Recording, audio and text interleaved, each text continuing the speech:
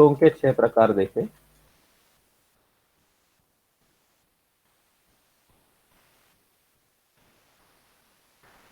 अष्टाध्यायी में जो भी सूत्र है उनके जो 6 प्रकार होते हैं उनके बारे में हमने जाना, और उनके कुल मिलाकर जो प्रकार पड़ते हैं उनमें से पहला प्रकार होता है संज्ञा सूत्र। संज्ञा सूत्र किसे कहते हैं? नामकरण संज्ञा। अगर किसी चीज को हम कोई नाम दे देते हैं किसी सूत्र से, तो वह सूत्र संज्ञा सूत्र बन जाता है। हमारा जो पहला संज्ञा प्रकरण है उसका नाम ही संज्ञा प्रकरण है, लघु सिद्धांत कौमुदी का। तो वो पूरा का पूरा ही प्रकरण संज्ञा प्रकरण है, बस उसके अंदर एक अलग सूत्र है, विधि सूत्र, और वो है अदर्शनम लोपः। अदर्शनम मान अदर्शनम लोपः नहीं, तस्य लोपः। तो तस्य लोपः इसको अगर छोड़ा जाए तो बाकी सारे के सारे सूत्र उसके अंदर संज्ञा सूत्र है। दूसरा भाग होता है तो परिभाषा सूत्र।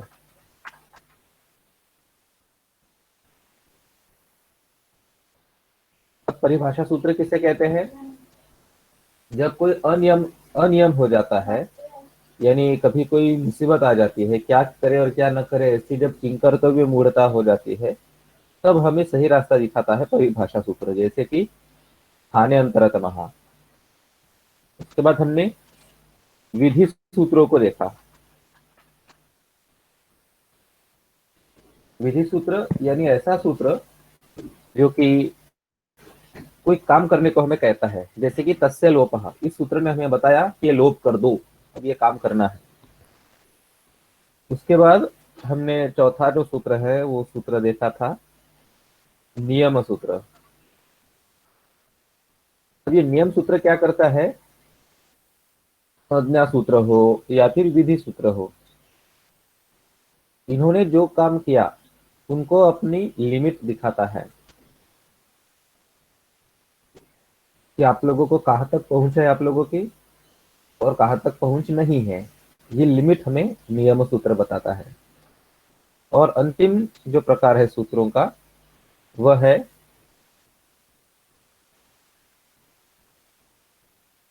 अधिकार सूत्र। अब ये अधिकार सूत्र यानी एक प्रकार की अनुवृत्ति ही है, परंतु यह अनुवृत्ति बहुत लंबी चौड़ी होती है। पूरे अध्याय तक, अध्याय के बाद वाले दूसरे अध्याय तक भी अधिकार सूत्र की व्याप्ति जा सकती है। तो ये 6 हमने सूत्रों के प्रकार सीखे, और आज हमने अगले आज के पाठ की तरफ बढ़ना है। गोविंद ज्वाइन हो गया है क्या?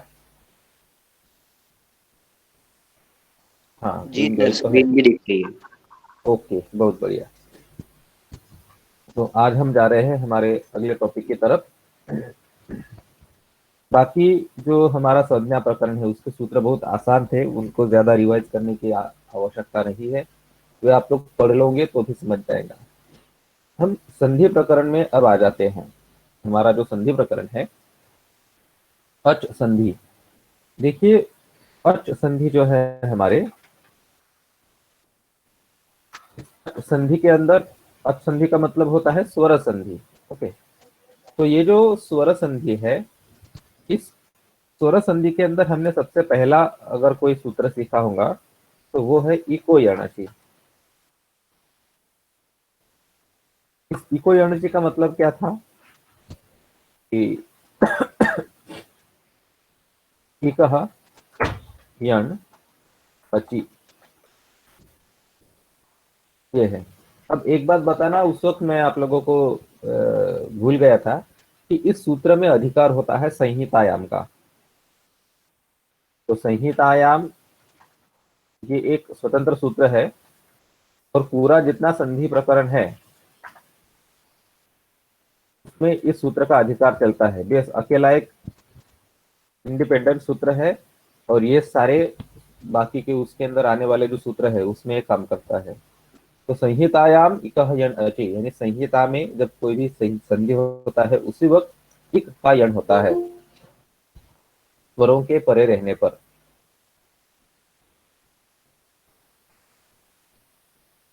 अब ये जो सूत्र है, ये सूत्र हमने पढ़ा था, और इसके बाद हमने एचो या वायव भी पढ़ा था,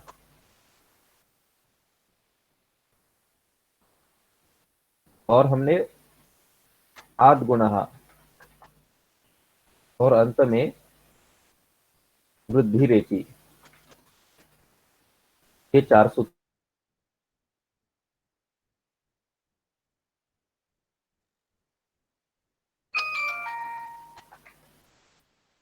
ये पांच स्वर संधि के सूत्र सीखे हैं।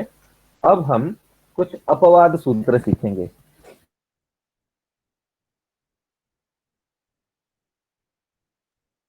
अपवाद किसे कहते हैं, ये मैं पहले आप लोगों को समझाता हूँ। अपवाद उस चीज को कहते हैं कि अ,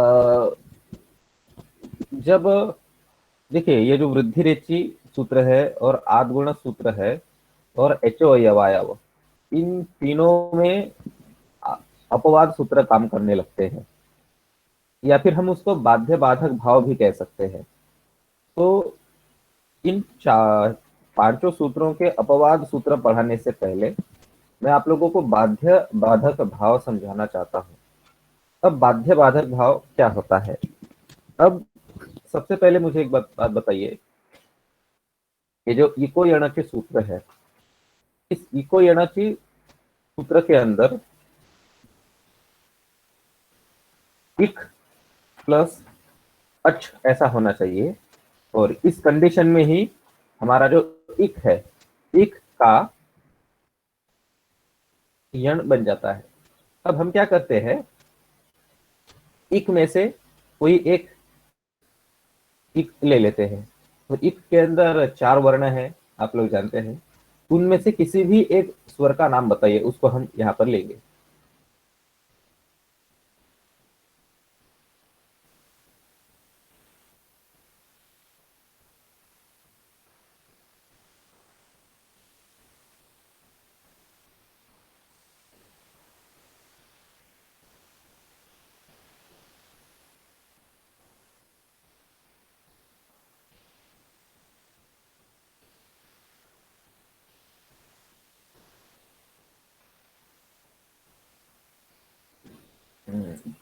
क्या आप लोगों का विस्मरण हो गया है कि इसके अंदर कौन कौन से वर्ण आते हैं।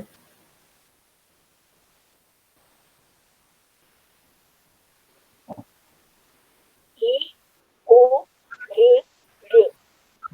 नहीं, वो एच के अंदर आते हैं। हमें इक के अंदर कौन कौन है वे चाहिए।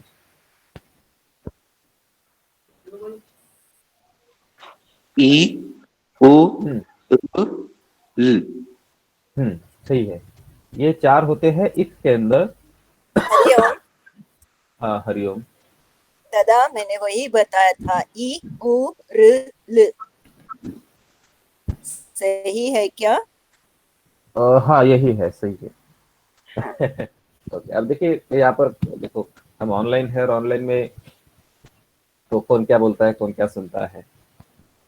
ओके, तो इक के अंदर जो थे चार, उनमें से हमने एक एग्जाम्पल के लिए ई लिया है, ठीक है। अब इसको फॉलोइंग कौन चाहिए, ध्यान से देखिए, मैं इसको नीचे लेता हूँ।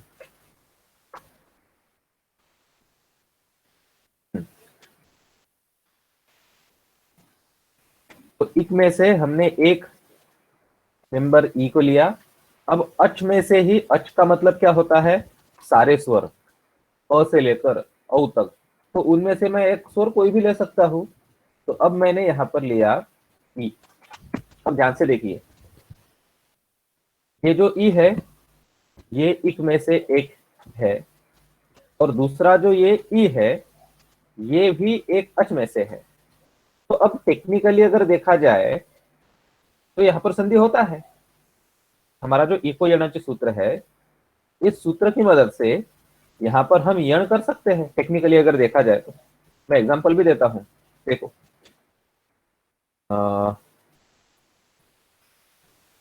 अपि प्लस ईशः, एक एग्जांपल है।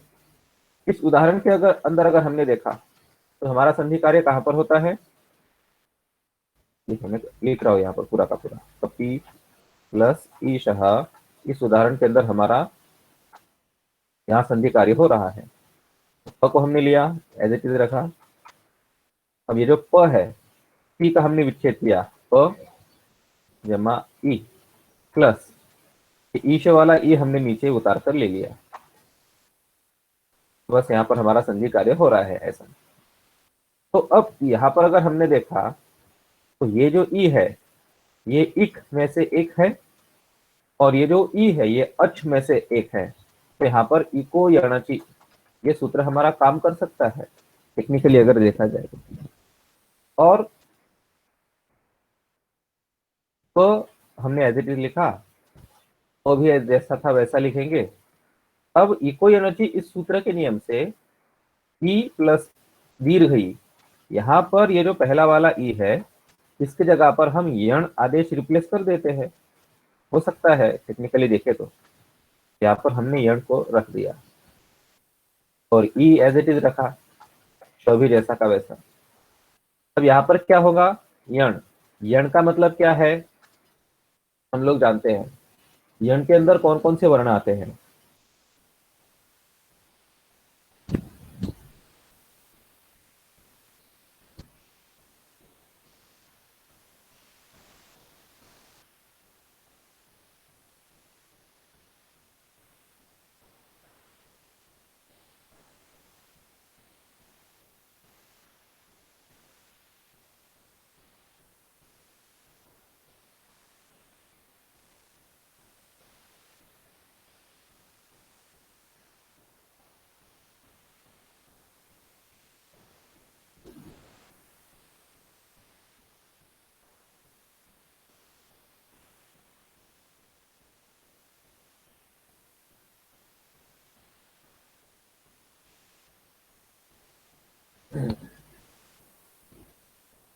देखिए इसलिए हमारी पुनरावृत्ति का होना जरूरी होता है। इस संधि को हम पहले सीख चुके थे लेकिन फिर भी बहुत दिनों से उसको छोड़ दिया, उसका अभ्यास नहीं किया, तो हमारा सब यहाँ पर विस्मरण होता जा रहा है। अब यण ये जो प्रत्याहार है इसके अंदर क्या क्या है देखते हैं हम। यहाँ पर जो अंत में ण है ये एक इत है, ये हमें हलंत्यम सूत्र ने बताया। हलंत्यम ने कहा कि ये इत है, तो इसको हमने मार्क किया एज एन इत। अब आगे क्या होगा हमें पता करना है कि यण के अंदर क्या क्या है। तो अब हम यहाँ पर लगाएंगे, ये जो इत होता है उसका हम लोप करते हैं, लेकिन लोप क्या होता है ये हमें अदर्शनम लोपः इस सूत्र ने बताया। अब उसके बाद इस न का हमें लोप कर देना है। तो लोप करने का सूत्र कौन सा है, कस्य लोपः, ये सूत्र न का लोप कर देता है। तो अब हम यहाँ पर इसका लोप भी कर देंगे, ये न चला गया। अब यहाँ पर बचा क्या है, तो सिर्फ य बचा है।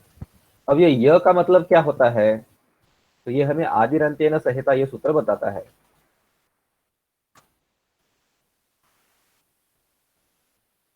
ये हमें सूत्र बताता है कि यहाँ पर ये जो य आदि बचा है ये अपना और अपने साथ साथ जो बाकी इत था लास्ट वाला, वहां तक बीच में जितने भी वर्ण है उन सभी का बोधक है। तो आदिरंत्येन सहिता इस नियम के अनुसार यहाँ पर य के साथ साथ बाकी बचे हुए य और न के बीच में जितने भी व्यंजन थे वो आएंगे, य र ल व, ये चारों के चारे यहाँ पर प्रकट हो गए हैं। अब देखिए अब हमारे पास परेशानी की बात आ गई है। अब हमारे पास परेशानी क्या है, यहाँ स्थानीय एक है, स्थानीय एक था ई, और इस एक अकेले ई की जगह पर बैठने के लिए चार चार लोग आ गए हैं यरलव। तो अब हम क्या करेंगे, कौन सा सूत्र लगाएंगे। देखिए हमारा अब अनियम हो गया, तो अनियम पर नियम बताने के लिए परिभाषा सूत्र यहाँ पर लगते हैं। तो हमने जो सूत्रों की व्याख्या देखी उनमें से अब हमें परिभाषा की जरूरत है। क्यों? क्योंकि हम दुविधा में पड़ गए हैं।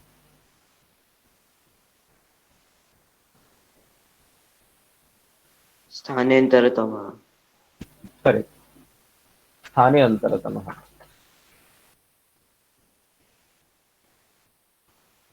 तो जो स्थानीय अंतरतम है यह हमें बताता है कि यहाँ पर सिर्फ यह बैठेगा। क्यों? क्योंकि यहाँ पर अंतरतम ई के लिए बस यह ही है, क्योंकि ई का उच्चारण स्थान तालु है और यह का भी तालु है। तो यहाँ पर सिर्फ यह बाकी बचा हुआ हमें मिलेगा, बाकी सबको हम यहाँ से हटा देंगे।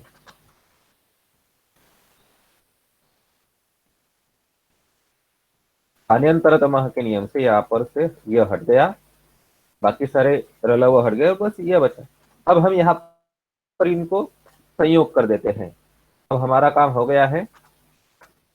ओ प्लस य क्या बनेगा? य बनता है ऐसा, और आगे है ई, ये वाला। तो ई की मात्रा इस पर लगा देते हैं और शह, ये बन गया हमारा काम। तो हमें उत्तर मिल गया कपीश। ये एक उत्तर है। तो अगर हम इको यणचि इस प्रक्रिया से अगर हम जाते हैं तो ऐसा हमें उत्तर मिल जाता है कपीश। लेकिन क्या ये उत्तर सही है? सोचो जरा सा यहाँ पर। अब आप लोगों को दिमाग लगाना है, जरा सोचना है। अब यहाँ पर हमने क्या किया, ये वाला ई और उसका फॉलोइंग ई, इन दोनों को एक ही सूत्र से काम करवाया, इको यणचि से। लेकिन सेम इस जगह पर कॉन्फ्लिक्ट होती है दोनों सूत्रों की। कौन कौन सी? अब जो मैं आप लोगों को चीज समझा रहा हूं उसको जरा ध्यान से समझिएगा कि एक बहुत इंपॉर्टेंट मुद्दा है। अब ये वाली जो जगह है जहां पर हमने अभी अभी संधि कार्य किया, सेम उसी जगह पर अकसवर्णी दीर्घ, ये सूत्र भी आकर काम करने का कर सकता है। अब अकसवर्णी दीर्घ ये सूत्र क्या कहेगा, इसका क्या कहना है? देखिए, पोजीशन क्या है आप लोगों को पता है। अ प्लस ई प्लस ई। अब इस कंडीशन में ये ई, अगर हमें इको यणचि को लगाना है तो हम क्या करेंगे? ई, इस ई को इक मानेंगे क्योंकि ये इक में से एक हिस्सा है, और ये जो दीर्घ ई है इसको हम अच का एक हिस्सा मानेंगे, ये एक अच है। लेकिन यहां पर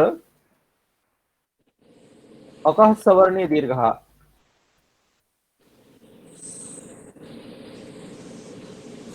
ये भी सूत्र काम कर सकता है, isn't it?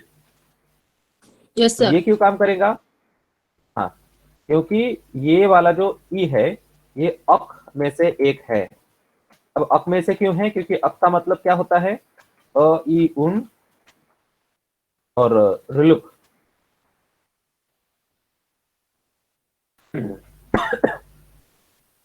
तो इनका मिलकर अक होता है, ठीक है। तो यहां पर देखो आप लोग ई को देख सकते हैं, ये ई अक में से एक है, और दूसरा वाला जो ई है ये इस ई का ही सवर्ण है। तो अक अक प्लस सवर्ण, ऐसी कंडीशन हो गई है। तो अब आप मुझे बताइए कि कौन सा सूत्र यहाँ पर लगाना चाहिए? इको यणचि को लगाना सही रहेगा या फिर अकस सवर्ण दीर्घ को लगाना सही रहेगा? अकसवर्णे दीर्घ। क्यों?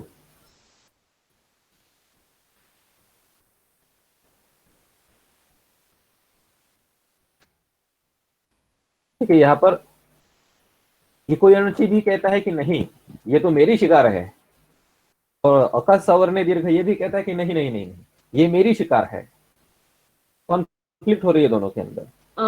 दोनों ई का उच्चारण स्थान सेम है, तो वो सवर्ण हो गए, और इसीलिए उनमें से वो जो दीर्घ ई है वो उन दोनों की जगह पे आएगा।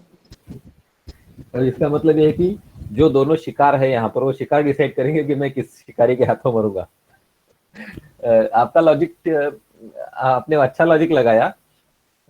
अगर किसी और जगह पर ये भी हो सकता था, लेकिन यहाँ पर ऐसी चीज नहीं है। लेकिन देखो प्रॉब्लम आप सभी को समझ गया क्या? ये मेरा ये मुझे कहना है कि भाई ये ई कपी प्लस ई शाह इस एक ही जगह पर ये दोनों के दोनों कैसे आ गए? इन दोनों का समान अधिकार किस नियम से बैठता है? क्या ये आप लोगों को समझ गया क्या? यानी प्रॉब्लम क्या है? अब अगर आपको प्रॉब्लम समझ गया तो सॉल्यूशन आप लोग निकाल सकते हो।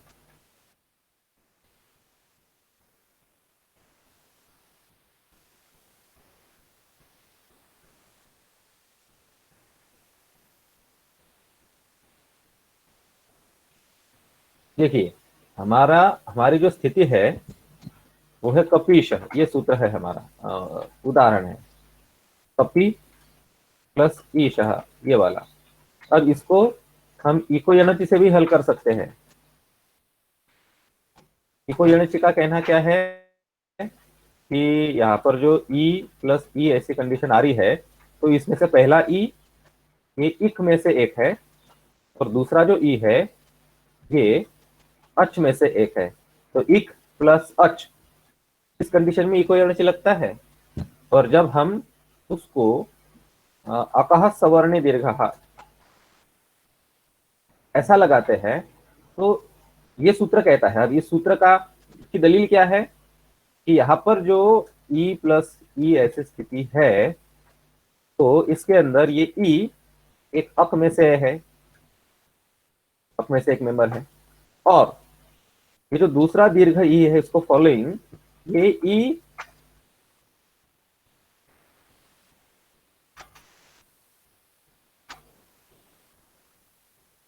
ये ई का सवर्ण है। ये जो प्रीवियस ई है इसका सवर्ण है। तो अब फैसला आपको करना है कि क्या करना चाहिए। जैसे कि मुझे सोनाली जी ने बताया कि ये जो दोनों है ये दोनों भी सवर्ण है, भाई भाई है, तो इनका रिश्ता ज्यादा नजदीक आता है, तो इसलिए अका सवर्ण दीर्घ काम करेगा। लेकिन इको यूनिट कहता है कि नहीं, टेक्निकली देखा जाए तो ये ई है और ये भी तो एक अच है। तो ये प्रॉब्लम है।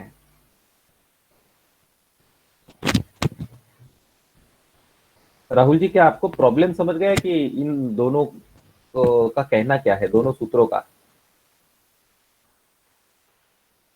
हाँ। हम्म। नहीं नहीं, अधिकार सूत्र तो बस अनुवृत्ति जैसा काम करता है। अधिकार भी इन दोनों के अंदर सेम ही है, वो है संहितायाम का अधिकार। संहितायाम ये एक अधिकार सूत्र है और ये कहता है कि संहिता यानी जब संधि हो गई तभी ये काम होता है, अगर संधि नहीं है तो ये काम होगा ही नहीं। तो एक अधिकार सूत्र तो है, पहले से है इनके अंदर। अधिकार सूत्र नहीं है, आपको परिभाषा सूत्र कहना चाहिए था। जैसे स्थानांतरतमः, ये एक परिभाषा सूत्र है।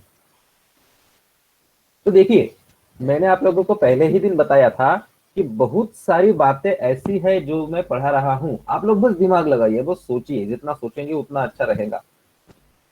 तो बहुत सारी बातें ऐसी है कि जो ठीक नहीं है, आप लोगों को डाउट्स आने चाहिए। और ये मैंने आप लोगों के सामने प्रॉब्लम रखा इसलिए अब आप लोगों के समझ में आ गया है। लेकिन मैं आप लोगों को चैलेंज करता रहता हूं कि हर एक जगह पर कदम कदम पर इसके अंदर डाउट है, तो इसको सॉल्व कैसे करेंगे? तो अब देखिए मैं समझाता हूँ अब हमें करना क्या है। तो अब जब आपको प्रॉब्लम समझ गया है तो इसका उत्तर भी है। अब इसका उत्तर देखिए, आप लोगों के पास लघु सिद्धांत कौमुदी ये ग्रंथ है क्या? आप में से किस किस लोगों, किन किन के पास है?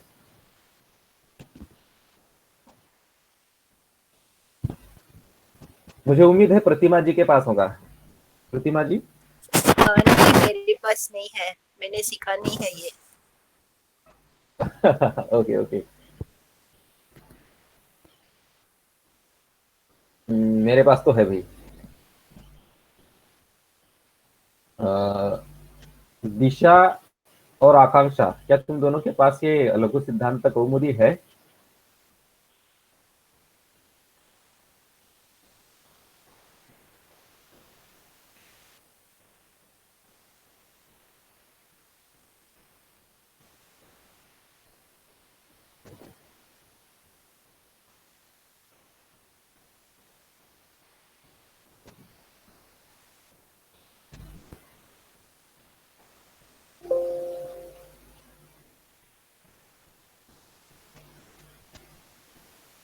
No sir. लेकिन तुम्हारे पास नोट्स तो भी होंगी उनकी। ठीक है, कोई बात सर नहीं। मतलब हमारे जो सर पढ़ाते थे उनकी बुक है बस। अच्छा अच्छा, ठीक है, कोई बात नहीं। तो देखिए, ये जो हमारे सूत्र है, इन सूत्रों के नंबर होते हैं, उनके अंक होते हैं। ये नंबर अब यहाँ पर काम करते हैं। अब इको यणचि, ये सूत्र किस नंबर का है? वैसे तो आपके पास किताब हो ना हो कोई बात नहीं है, लेकिन मैंने भी आप लोगों को पढ़ाया है कि ये सूत्र अष्टाध्यायी में किस नंबर पर आते हैं। इको यणचि, इसका नंबर क्या है?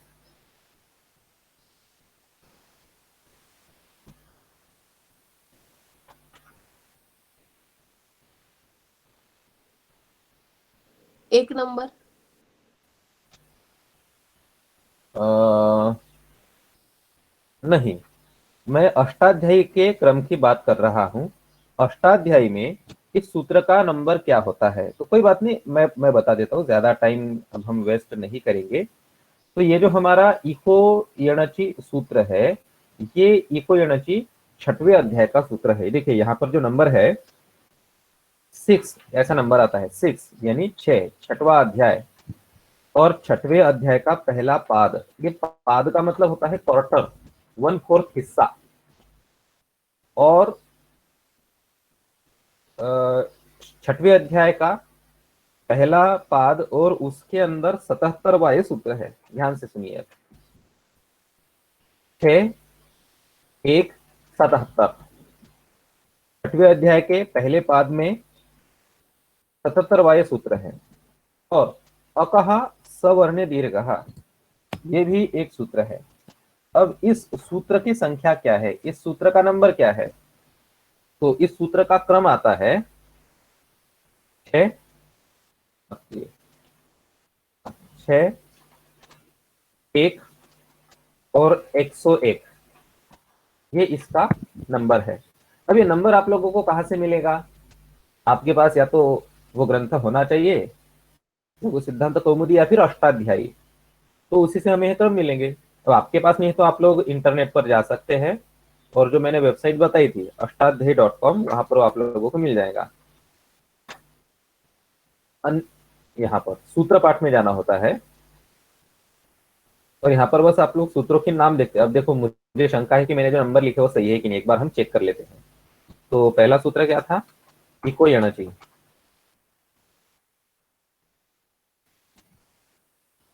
तो देखो, ये मुझे मिल गया इको यणचि सूत्र। क्या नंबर है इसका? 6, 1, 77। तो मैंने भी यही लिखा था, 6, 1, 77, ये सही है। और दूसरा सूत्र हमने देखा था अकह सवर्ण दीर्घः। हाँ, ये मिल गया। देखो, इसका भी नंबर है 6, 1, 101। तो ये जो दोनों भी नंबर मैंने लिखे इन सूत्रों के, तो ये सही नंबर है। तो इको यणचि 77वां सूत्र है, और अकस सवर्ण दीर्घः 101वां सूत्र है, सेम अध्याय और सेम पाद में से। तो अब यहां पर क्या होता है, देखिए हमारे घर में जैसा चलता है कि इनका नंबर अब काम करता है। ये 77 छोटा सूत्र है और 101 बड़ा सूत्र है। तो जिस सूत्र के नंबर बड़े, उस सूत्र की ताकत ज्यादा। ध्यान से सुनिए, मैंने अभी भी क्या बताया कि जिस सूत्र की सूत्र संख्या बड़ी होती है, वो सूत्र ज्यादा बलवान होता है।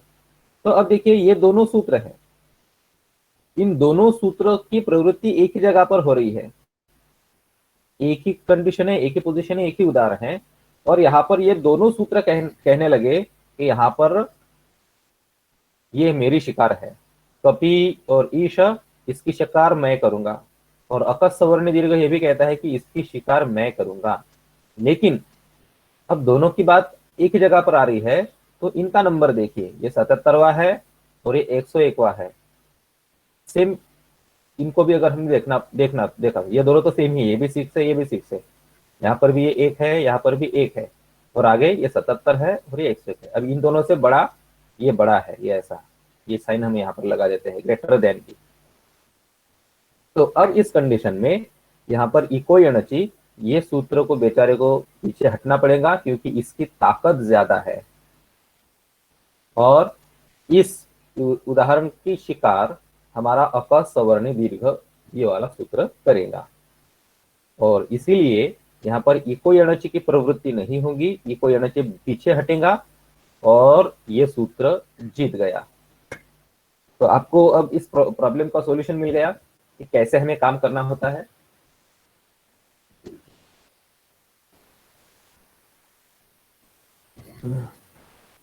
जी सर। बहुत बढ़िया। अब सेम कंडीशन मैं आप लोगों को फिर से दिखा रहा हूं, ऐसा ही।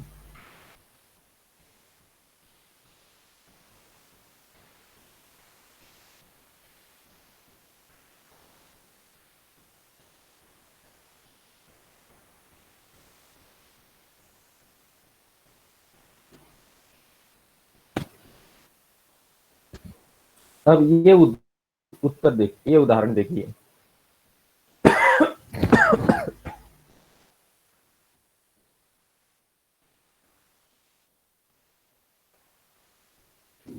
तथा तथा नहीं, सदा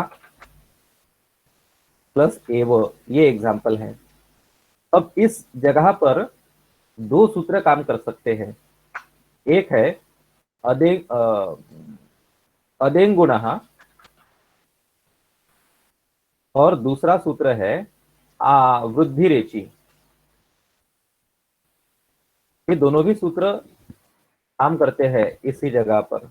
अब कैसे काम करते हैं? अदेंग गुण का मतलब क्या होता है? अगर अ प्लस अच ऐसी कंडीशन है तो इस कंडीशन में गुण आदेश होता है इन दोनों की जगह पर। इन दोनों को हम हटाएंगे और गुण यहाँ पर लिख देंगे, ठीक है। और वृद्धि रेचि क्या कहता है कि अगर अ प्लस एच है तो इस कंडीशन में वृद्धि होगा। वृद्धि रेचि सूत्र ने हमें बताया। अब ये जो हम सूत्र यहाँ उदाहरण हम देख रहे हैं, इस उदाहरण में आ प्लस ए ऐसी कंडीशन है, ठीक है। तो आ क्या है? आ एक अ की फैमिली से है, वो अ का ही दीर्घ है। और ए क्या है? ए एक अच है, अच में से एक मेंबर है। ये थी अदेंग गुण इस सूत्र की दलील। अब वृद्धि रेचि इस सूत्र की दलील क्या है? यह कहता है कि यहाँ पर भी आ प्लस ए ऐसी कंडीशन है और इसमें से आ ये अ की फैमिली से है। अब मैं आप लोगों को बता दूं कि वृद्धि रेचि इस सूत्र के अंदर आद की ही अनुवृत्ति आती है, ये अनुवृत्ति है।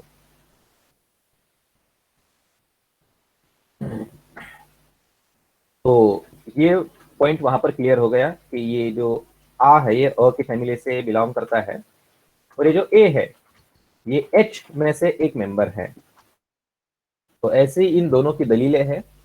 तो अब आप लोग डिफाइन कीजिए, आप लोग स्पष्ट कीजिए कि यहाँ पर कौन सा सूत्र जीतेगा। ये एक शिकार है और इस शिकार को हत्या करने के लिए दोनों भी झपट पड़ रहे हैं। अधीन गुण का मतलब क्या होता है? नहीं, अधीन गुण नहीं, आद्गुण ये सूत्र है, वो ये तो संज्ञा सूत्र है। तो आद्गुण का कहना क्या है कि आद गुण और अचि इसके अंदर अनुवृत्ति है। तो आद गुण अचि, जब आ प्लस अच ऐसी कंडीशन आती है तो गुण हो जाता है। और वृद्धि रेचि इस सूत्र का कहना क्या है कि अगर अब यहाँ पर इसके अंदर आद की अनुवृत्ति है तो आद वृद्धि ही, तो आ से वृद्धि होती है, कब होती है? एची, यानी एच सामने रहने पर वृद्धि ही एची। तो अब फैसला आप लोगों के कोर्ट में है, आप सभी लोग न्यायाधीश है। देखो, बगैर कानून की पढ़ाई के आप सब लोग आज न्यायाधीश बन गए हैं, जज बन गए हैं।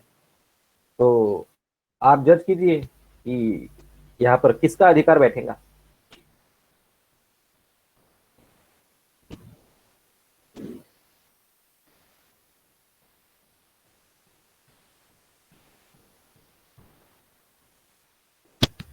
आद गुण इसका कहना है कि ये शिकार मेरी है और वृद्धि रेचि ये कहता है कि नहीं नहीं भाई, ये शिकार तो मेरी है। देखो सदा के अंदर आ है, वो अ की फैमिली से है, और ये वाला जो ए है ये एच है। और ये आदगुणा कहता है कि नहीं नहीं भाई, मेरा भी उस पर दावा है, ये अ की फैमिली से है, और ये ए एक अच की फैमिली से है। सोचिए और सोच कर मुझे उत्तर दीजिए। सर यहाँ पे वृद्धि रेची सूत्र आएगा। ठीक है, तो आपने फैसला तो बता दिया, लेकिन उस फैसले के पीछे का कारण भी बताना होता है, किस नियम से, किस कानून से हम बैठाएंगे। आदगुण का जो अध्याय है वो मैं डायरेक्ट नंबर बताती हूँ। बताइए। सर क्या मैं मराठी में बात कर सकती हूँ क्या? बोला तुम्ही मराठी, बोला, इथे सगळ्यांनाच मराठी समजते। हा, आदगुणाचा अध्याय 6वा आहे, ते पहिल्या पाठातलं आहे आणि त्याचा नंबर 87 आहे. आणि वृद्धिरेचीचा पाठ अध्याय जो आहे तो 6वा आहे, पाठ पहिला आणि नंबर 88. तर 88 ही संख्या मोठी आहे, त्यामुळे ते सूत्र लागू होईल. वृद्धिरेची सोनाली जी ने बिल्कुल सही उत्तर दिया है। अगर यहाँ पर हमने संख्या देखी तो 6 और यहाँ पर भी 6, तो ये तो मामला निपट गया। हाँ, ये 6 और ये अगर 7 होता तो मामला बिगड़ सकता था। आगे है 6.1 और यहाँ पर भी 1 है, और बस एक नंबर से यहाँ पर आगे पीछे हो रहा है। ये 87 है और ये 88 है, तो यहाँ पर एक अंक ज्यादा मिल रहा है वृद्धि रेची के तरफ, तो एक रन से ये वृद्धि रेची जीत गया। तो अब यहाँ पर ये जो शिकार है सदा प्लस एव, ये वृद्धि रेची के खाते में जाती है और हमें सदैव ये उत्तर मिलता है। और मेरे ख्याल से आप लोगों ने सदैव की शब्दों को बहुत बार देखा और सुना और पढ़ा भी होगा। सदैव, सदैव का मतलब होता है हमेशा। और अगर आदगुण ये सूत्र अगर यहाँ पर जीत जाता था तो यहाँ पर सदैव ऐसा शब्द बन जाता था।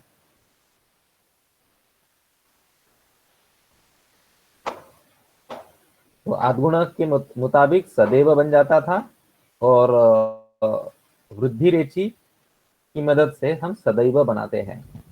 तो मुझे अब यकीन हो गया है कि आप लोगों को ये लॉ समझ गया है, जिसके नंबर ज्यादा उसी को हम लेते हैं। अब देखिए, मैंने इस बारे में पहले कब सोचना शुरू किया था। देखिए, अब आप छात्रों को मेरा शुरुआत से ही बस यही कहना है कि आप लोग सोचेंगे, जितना आप सोचोगे, जितना दिमाग लगाओगे, उतना ही इसके अंदर है। एक एक सूत्र के अंदर एक एक शब्द बहुत महत्वपूर्ण है, अर्थपूर्ण है। आप लोग जितना इसके बारे में सोचेंगे उतने आप लोगों को डाउट मिलते जाएंगे। अब ये डाउट सबसे पहले मेरी नजर में कैसे आया, देखो, चार्ल्स डार्विन का एक सिद्धांत है, नहीं, चार्ल्स डार्विन तो है, उन्होंने भी ये बात बताई कि हम जिस चीज का इस्तेमाल करते हैं वही चीज, वही बातें इस दुनिया में अस्तित्व में रह सकती है। जिन चीजों का कोई भी कारण नहीं है, तो बिना वजह कोई भी चीज इस दुनिया में अस्तित्व नहीं कर सकती है, एग्जिस्ट नहीं कर सकती है। तो जब मैं शुरुआत में सबसे पहले सूत्र देख रहा था, सुन रहा था, पढ़ रहा था, तो उस वक्त मैंने देखा कि सूत्र लिखा है और सूत्र के बाद में नंबर भी लिखे हैं। अब तुमने अगर नोटिस किया होगा तो आधगुणा सूत्र छोटा है और उसके साथ साथ उसका नंबर भी लगभग उतना ही लंबा बढ़ जाता है। तो इतना बड़ा नंबर ये हर बार हम क्यों लिखते हैं, तो जरूर इसके पीछे कोई ना कोई कारण होगा। तो इसको मैंने ढूंढने की कोशिश की, और ढूंढने के बाद मुझे पता चला कि इसके पीछे ये कारण है कि ये जो संख्याएं है, ये जो नंबर है, ये भी हमें बहुत कुछ सिखाती है। यानी सूत्रों की जो ताकत है इन नंबर से डिफाइन करते हैं। तो बस ऐसा ही आप लोग भी सोचिए। मुझे उम्मीद थी कि जब मैं इन पाठ्य सूत्रों को पढ़ा रहा था तो पढ़ाते पढ़ाते ही शायद किसी छात्र से ये डाउट बाहर निकल कर आए कि सर, आदगुण और वृद्धि रेची इन दोनों के बीच में कॉन्फ्लिक्ट हो सकती है। इको एनर्जी और अकस सवर्णी दीर्घ, ये दोनों सूत्र है, इन दोनों भी सूत्रों का तो अधिकार सूत्र एक ही है, अधिकार क्षेत्र दोनों का एक ही है। तो ठीक है, अब हम थोड़ा जल्दी जल्दी में इन पाठों को पढ़ रहे हैं, इसलिए हो सकता है कि हम एक ही दिन बहुत कुछ पढ़ रहे हैं। देखो बच्चों, मैं आप लोगों का अभिनंदन करना चाहता हूँ, क्योंकि इतनी सारी चीजें एक ही दिन में हम बहुत कम जगह पर हम सीखते हैं। हम बहुत फास्ट चल रहे हैं, और मेरी सिखाने की स्पीड जो है फास्ट, उसके साथ आप लोग मैच कर रहे हैं। ये एक बहुत बड़ी बात है अपने आप में।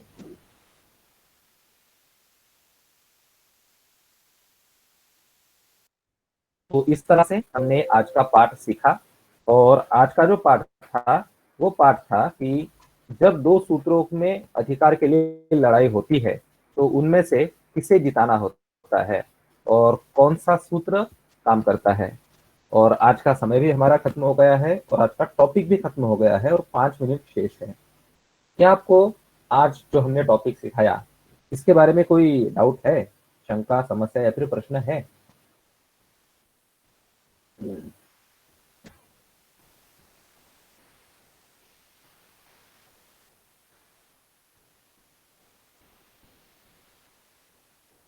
सर, जो सदैवचा म्हणजे सदैव हा पण शब्द बनू शकतो, म्हणजे असा काही शब्द आहे का? हम्म, म्हणजे म्हणजे